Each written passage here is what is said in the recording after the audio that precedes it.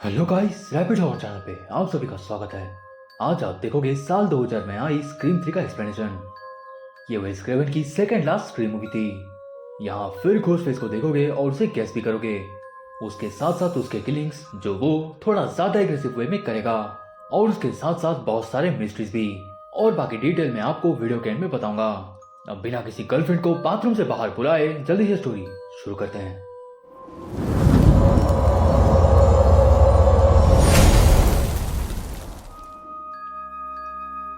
Movie के starting में हम देखते हैं कि लॉस एंजलिस के वाइन स्ट्रीट में एक एक्सीडेंट हो गई है और हम कॉटन वेरी को देख पाते हैं जो वहीं ट्रैफिक में फंस गया था। तभी आता है उसे एक लड़की का कॉल और चेंज हो जाता है घोस्टफेस के वॉइस में। जी हाँ, घोस्टफेस ने इसको कॉल किया है जो इसे इसकी गर्लफ्रेंड के बारे में डराकर सिडनी का पता लगाने की कोशिश करता है, बट यहाँ पर कॉटन कुछ नहीं बताता।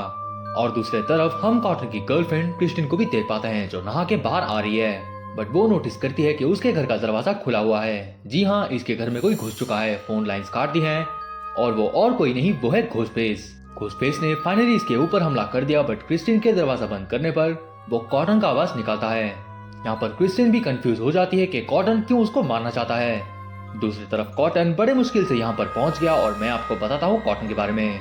पिछले पार्ट के बाद कॉटन बहुत ज्यादा फेमस हो गया। इसका खुद का एक होस्ट शो है और इसके शो का नाम है 100% कॉटन, और इसने अपनी खुद की कैमियो की भी प्लान करी है स्टैप 3 मूवी में। खैर, यहाँ ये क्रिस्टिन को ढूंढते हुए उसके पास पहुंच गया, बट यहाँ पर क्रिस्टिन को तो यही लगता है कि कॉटन ही घोस्टफेस है, क्योंकि वो उसको थोड़ी देर पहले मारने की कोशिश करा था। बट तभी सही में क्रिस्टिन के पीछे से घोस्टफेस आकर इसको जान से मार देता है, और उसके बाद वो कॉटन को भी जान से मार देता है। और ये भी इस मूवी का इंट्रो ही था। अब हम मिलते हैं सिडनी से, जो वुड्सबोरो टाउन से दूर रहती है अपने डॉग और अपने फादर के साथ। घर के अंदर से ही सिडनी कैलिफोर्निया वुमेन्स काउंसिलिंग के लिए काम करती है, और इसने अपना नाम लॉरा रखा है कुछ ज्यादा ही सेफ्टी के चलते, ताकि इसे कोई पहचान ना पाए, ना कोई इसे ढूंढ पाए। ये घर से ही उन लड़कियों की मदद करती है जो ट्रॉमा में है। खैर, थोड़ी देर में हम गेल को देख पाते हैं जो स्पीच दे रही है यूनिवर्सिटी में। पिछले पार्ट के बाद इससे और भी ज्यादा फेम मिल चुका है।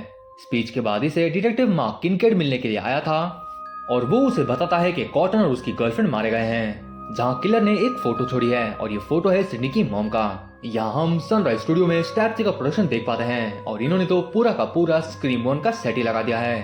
खैर, स्टूडियो में यहाँ हमें ये भी पता लगता है कि इनके स्टैप 2 मूवी में रैंडी भी मारा गया था। उसके साथ साथ सब एक्टर और एक्ट्रेस पिछले पार्ट के हर कैरेक्टर्स का एक एक रोल कर रहे हैं।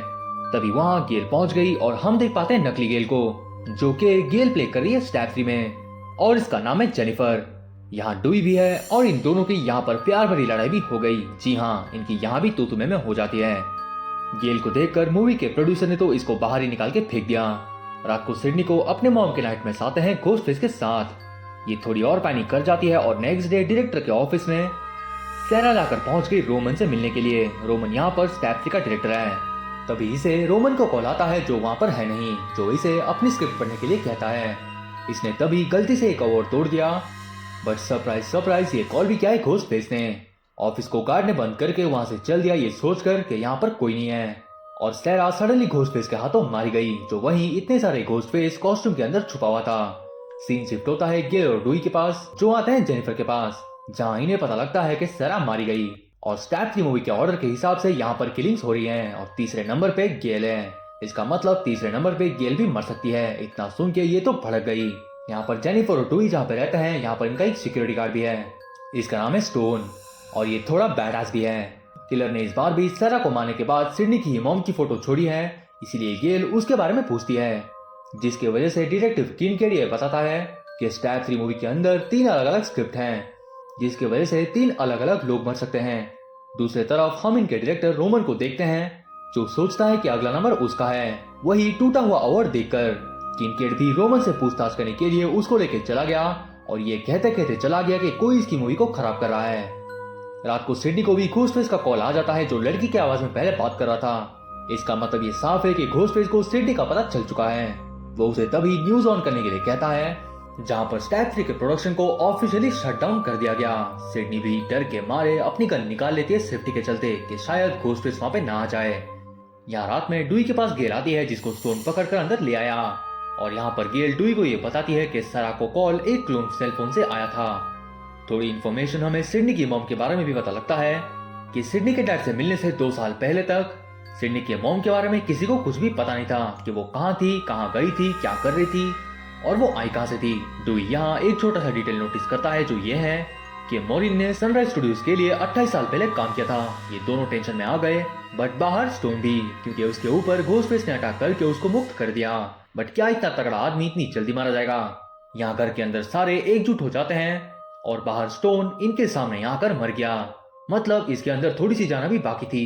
तभी इन्हें एक फैक्स आता है और आप गेस करो ये किसने भेजा है। क्या आपने गेस किया? ये घोस्टफेस ने भेजा है और उस फैक्स में उसका स्क्रिप्ट लिखा हुआ है कि यहाँ कौन कैसे मरेगा। ये लोग डर के मारे बाहर जाते हैं, तभी लाइट भी चली गई। टॉम अंदर आ गया दूसरे फैक्स को पढ़ने के लिए और उसको कुछ दिखता नहीं है। लाइट जाने की वजह से उसको कुछ दिखता नहीं, इसलिए ये लाइट ऑन करता है। स्क्रिप्ट ने अभी लिखा था कि किलर उस पे मर्सी दिखाएगा जो गैस को स्मेल करेगा। तभी एक सडनली बहुत बड़ा धमाका होता है और पूरा घर उड़ जाता है, साथ में टॉम भी। ये चारों वहां से गिर के अलग अलग हो जाते हैं, बट गेल पे घोस्टफेस हमला करता है, जिसे देख के डुई उसके ऊपर फायर करता है। गेल यहाँ पर बच गई, बट जेनिफर भड़क जाती है डुई के ऊपर ही कि उसको जेनिफर को ही प्रोटेक्ट करना था। और जेनिफर डुई को एक लाफा मार देता है, जिसको देखकर गेल ने भी इसके ऊपर एक लाफा जड़ दिया। बट थप्पड़ तो गेल के कैरेक्टर को ही पड़ गई इस पार्ट में भी। तभी घोस्टफेस ने यहाँ पर और एक फोटो छोड़ा है और यहाँ पर हमें यह पता लगता है कि सिडनी के मॉम को यही घोस्टफेस ने मारा था। अब पुलिस स्टेशन में डिटेक्टिव किनकेड का भी दिमाग खराब हो रहा है, क्योंकि उसे सिडनी से पूछताछ करनी है, बट सिडनी यहाँ पर है नहीं। तभी डुई बाहर जाता है, जहां उसे मिलती है सिडनी, जो आ गई है पुलिस स्टेशन में। सिडनी गेल और डुई से मिलकर बहुत खुश होती है और यहाँ आप सिडनी के गले में पिछले पार्ट में डेरेक का दिया हुआ नेकलेस भी देख सकते हो, जो इसने अभी तक संभाल के पहना हुआ है। यहाँ पर सेट में आने के बाद हम रैंडी के सिस्टर मार्था से भी मिलते हैं, जो इन्हें रैंडी का एक क्लिप दिखाती है जो रैंडी ने मरने से पहले रिकॉर्ड किया था। और इस पार्ट में भी रैंडी बाबा का हमें ज्ञान भी मिलता है, जो उसने खास करके ट्रिलॉजी के लिए रिकॉर्ड किया था। रैंडी अब बताता है ट्रिलॉजी के रूल्स के बारे में। पहला रूल यह है कि तुम्हारे पास एक किलर होगा जो सुपर ह्यूमन जैसा होगा, जैसे उसे गोली या चाकू से मारने की कोशिश करने के बावजूद भी वो मरेगा नहीं। रैंडी कहता है कि उसे उड़ाना पड़ेगा, तभी वो मर पाएगा। दूसरा रूल यह है कि मेन कैरेक्टर के साथ साथ यहाँ पर कोई भी मर सकता है। जी हाँ, कोई भी। इसका मतलब सिडनी के जान को बहुत ज्यादा खतरा है। तीसरा रूल यह है कि पास्ट में जो भी हो चुका है वो यहाँ पर फॉलो अप होगा, जो भी कुछ पहले से हो चुका है सब कुछ। ये सारे वर्ड्स रैंडी के आखिरी कंट्रीब्यूशन थे। इन्हीं को लेके इन लोगों को अब किलर को ढूंढना पड़ेगा। खैर ये तीनों मार्था से मिलके अलग अलग चले जाते हैं। मतलब गेल अलग जाती है पता लगाने के लिए किलर के बारे में। अब आप बताओ कि आपको अभी किस पर शक हो रहा है, कहीं रैंडी के बहन पर तो नहीं। खैर आगे बढ़ते हैं। तभी नकली गेल आती है असली गेल के पास और ये दोनों मिलके जाते हैं स्टूडियो आर्काइव रूम में, जहाँ ये थोड़ी सी इन्फॉर्मेशन इकट्ठा करेंगे सिडनी के मॉम के बारे में। और यहाँ उन्हें मॉरिन के बारे में थोड़ा पता लगता है, जिसका स्टेज नाम था रीना रेनॉल्ड्स। सिडनी के मॉम ने अपने जमाने के टाइम पे ढेर सारे मूवीज की थी, और वो भी हॉरर मूवीज। और नाम बदलने की वजह से पुलिस को इसका फाइल ही नहीं मिल रहा है अभी तक। और ये सारी मूवीज प्रोड्यूस किया था जॉन मिल्टन ने, मतलब वही बूढ़ा आदमी जिसने गेल को बाहर निकाला था, और वही प्रोड्यूसर जो स्टैप 3 को भी प्रोड्यूस कर रहा था। अब हम सिडनी को देख पाते हैं जो वॉशरूम में है। और क्या अभी इसके ऊपर घोस्टफेस हमला करेगा? जी बिल्कुल नहीं। बट और एक बात, ये वॉशरूम जाना पहचाना है, क्योंकि ये वॉशरूम है सिडनी के कॉलेज का, जहाँ पर इसे घोस्टफेस ने हमला किया था। बट सिडनी को वॉशरूम के अंदर घोस्टफेस का मास्क पकड़े हुए मिल गई नकली सिडनी।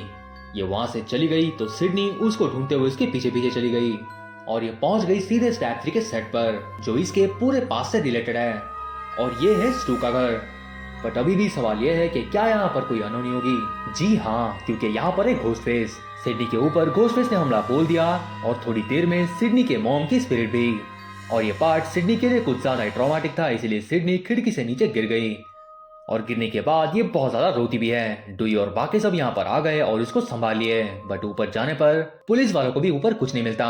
थोड़ी देर में गेल भी आकर डुई को जॉन मिल्टन के बारे में बताती है और सीधे गेल, डुई और नकली गेल वहां पर पहुंच गए, जहां पहले से रोमन अपनी मूवीज के बारे में जॉन से बात कर रहा था। इनके आने पर वो वहां से चला गया और इनके पूछने पर जॉन मिल्टन सिडनी के मॉम को जानने के बारे में बिल्कुल ही मना कर देता है। बट डुई के पुलिस ऑफिसर को बुलाने के बाद सुनकर वो बताता है सिडनी के मॉम के बारे में कि सिडनी की मॉम मॉरिन पहले हॉलीवुड में थी और उसने यहाँ पर काम भी किया था, बट हॉलीवुड के रूल को वो फॉलो नहीं कर पाई, मतलब party, sex, casting couch etcetera.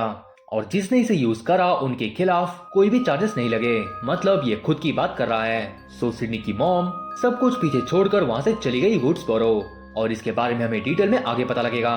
यहाँ पुलिस स्टेशन में किनकेड और सिडनी की बातें होती हैं जहां किनकेड घोस्टफेस के बारे में थोड़ा और पता करने के लिए वहां से चला गया। यहाँ डुई को सिडनी का कॉल आता है जो उन्हें जॉन मिल्टन के मैंशन पर बुलाता है और वो बोलती है कि किनकेड उसके साथ है, बट ये तो झूठ है। खैर ये सभी तुरंत मिल्टन के मैंशन पर पहुंच गए और सिडनी को थोड़ी देर में कॉल करने पर वो सेल फोन की रिंग बजती है यहीं पर, क्योंकि वो कॉल किया था घोस्टफेस ने ही, जो कि यहीं पर है। इतना पता लगने पर डुई और गेल अलग अलग होकर सबको ढूंढने चले गए और गेल गई बेसमेंट में, जहां उसे रोमन मरा हुआ मिलता है। मतलब रोमन तो घोस्टफेस नहीं हो सकता। अब यहाँ थोड़ी देर में जेनिफर भी मारी गई घोस्टफेस के हाथों ही, जिसे ये दोनों ने देख लिया, मतलब गेल और नकली गेल। इतना देखकर वो वहां से भागती है और ये सीन अगर आपने देखा है तो नकली गेल का परफॉर्मेंस आपको यहाँ पर बहुत इनक्रेडिबल लगेगा, मतलब बहुत ज्यादा फनी। अब घोस्टफेस बाकियों पे भी हमला कर देता है और टायसन को उसने मार दिया और उसके बाद नकली गेल को भी। घोस्टफेस अब गेल के साथ बेसमेंट में गिर गया और बेहोश भी हो गया। गेल तभी डुई को कॉल करती है और किलर तभी सडनली उठ के डुई को उल्टा चाकू मारकर बेहोशी कर देता है। यहाँ सिडनी को फाइनली कॉल आता है घोस्टफेस का, जिसके पास है गेल और सिडनी दोनों।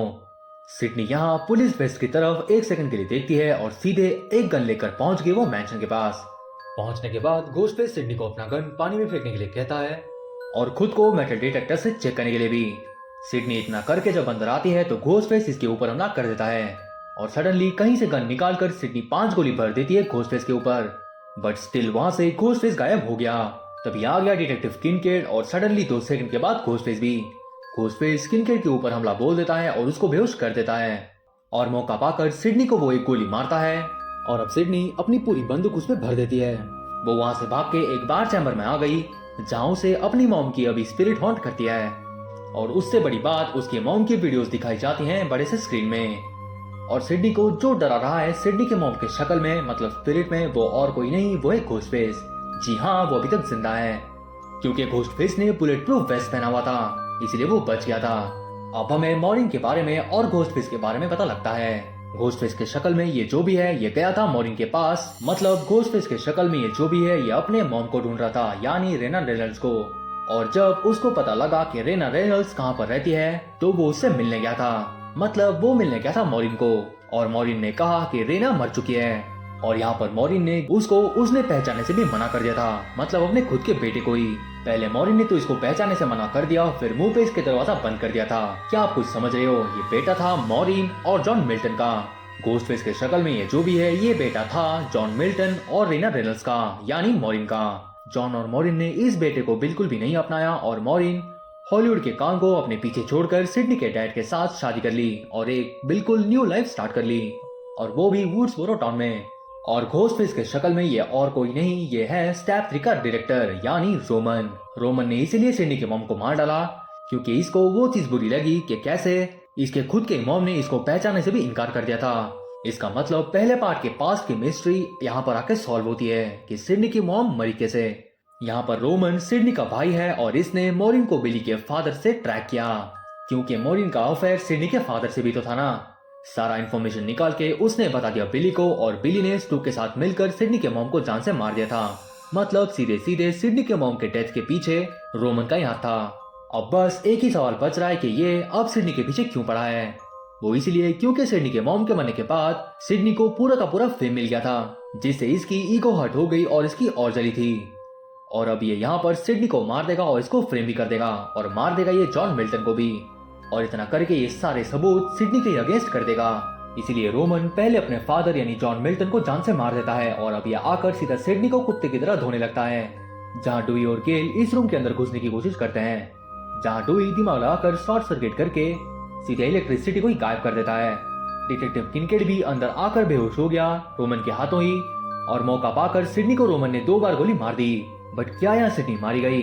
जी बिल्कुल नहीं, वो चंद सेकंड में ही वहां से गायब हो जाती है।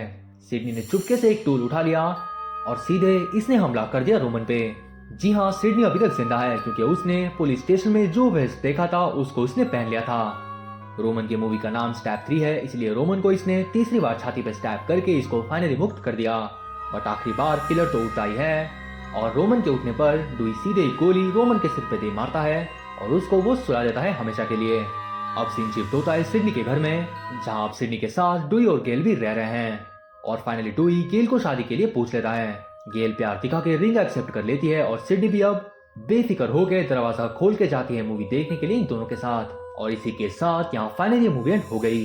अब बात करते हैं मूवी के बारे में। पहले हमें स्क्रीम के पहले पार्ट में किलर का मोटिव दिखाया गया था और सीक्वल में किलिंग्स के साथ साथ कुछ ज्यादा एफर्ट्स डाला गया था। और यहाँ ट्रिलॉजी में एक परफेक्ट बिगिनिंग था, एक मिडिल और एक एंड जो जाकर सीधा कनेक्ट होता है फर्स्ट पार्ट में। रैंडी के हिसाब से nobody is safe including Sydney, और वही हुआ। अगर सिडनी के पास बुलेट वेस्ट होती नहीं तो वो तो कब की रोमन के हाथों ही मर गई होती। यहाँ इस मूवी में आप एंड तक ये गेस बिल्कुल नहीं कर पाते कि किलर कौन है। आपने इस मूवी में एक चीज नोटिस की होगी कि यहाँ पर कोई दूसरा किलर था नहीं, बट यहाँ पर प्लान ये थे कि सेकंड घोस्ट फेस बनती एंजेलिना, बट ये प्लान कैंसिल कर दिया गया बाद में। ये ट्रिलॉजी स्क्रीम 2 के 2 साल बाद ही आ गया था, बट इस बार इस ट्रिलॉजी के राइटर हैं एलन क्रूगर और वेस क्रेवन की ये सेकंड लास्ट स्क्रीम मूवी थी। इस मूवी के लिए वेस क्रेवन को थोड़ा सा कोसा गया, बट मूवी देखकर आपको पूरा सेटिस्फैक्टरी मिलेगा। बट स्टिल वेस क्रेवन ने इस कमी को पूरी कर दी अपनी आखिरी और लास्ट स्क्रीम मूवी में, मतलब पार्ट 4 में। खैर ये थे मेरे रिव्यू स्क्रीम 3 को लेकर। आई होप आपको वीडियो पसंद आया होगा। वीडियो पसंद आई तो डू लाइक द वीडियो और कमेंट करके आप अपने थॉट्स भी शेयर कर देना। चैनल पे आप नए हो तो डू सब्सक्राइब और बेल नोटिफिकेशन पे मेटल डिटेक्टर फेंक के कर देना रेड से ग्रे। मैं आपसे मिलता हूँ अगली वीडियो में। Till then bye bye.